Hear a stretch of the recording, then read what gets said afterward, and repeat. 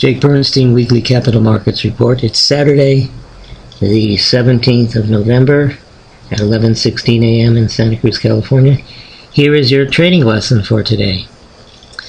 Lately I've had many questions about what I call the CMC trade, CMC standing for Cuban Missile Crisis.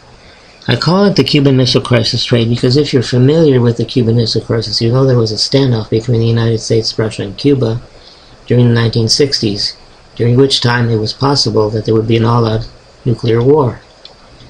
During that period of time, several traders who saw the stock market keep going down said, well, let's buy stocks instead of selling stocks, because if there's a nuclear war, there's going to be no stock market. So the worst case scenario that could happen is the market will turn bullish because the news will be over, this crisis will be over, and the market will go up.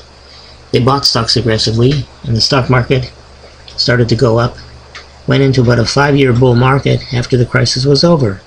So I have a similar situation using the moving average channel. Let's take this stock for example, Macy's. Macy's gave 2 bars above the top of the channel, and then Williams went above its moving average right over here, turning it into a buy trigger. The trade here would be to buy immediately, with the target being 2 times the width of the channel, which should have been reached over the next few days. That would be the aggressive trade. The conservative trade would be to wait. Wait for what? Wait for the bottom of the channel. But if you knew that earnings were coming out and they could go either way, you could say, well, I'll wait until after earnings come out. If earnings are good, I've missed my opportunity by not buying the bottom of the channel if the stock market, if the stock opens higher. But if the stock opens sharply lower, I may get a Cuban Missile Crisis buy trade. Meaning what?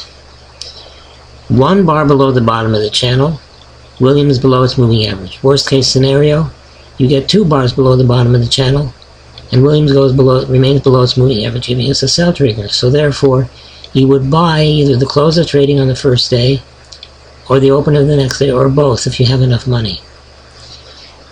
By the end of the day, it was clear that we had a sell trigger on the moving average channel. You would be out of all your positions, making money on both, because the first position, entered over here, would be profitable on the close, and the second position, entered over here, would be profitable on the close as well. The target would be the bottom of the channel, which is clearly not going to be hit.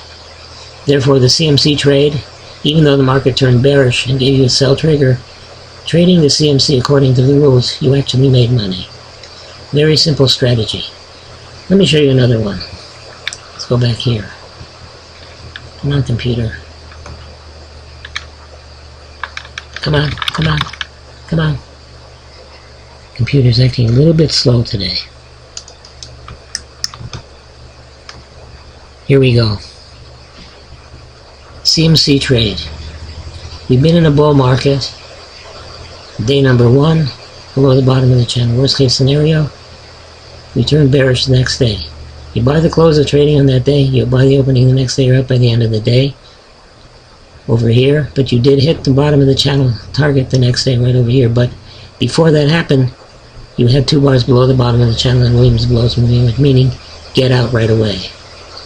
I'll try and show you some more of these. They're very cute little trades because your worst case scenario is you're in it for about 2 or 3 days as a losing proposition, or you're in it for longer by hitting the first target, which is the bottom of the channel, the second target, which is the top of the channel, or vice versa in a sell trigger.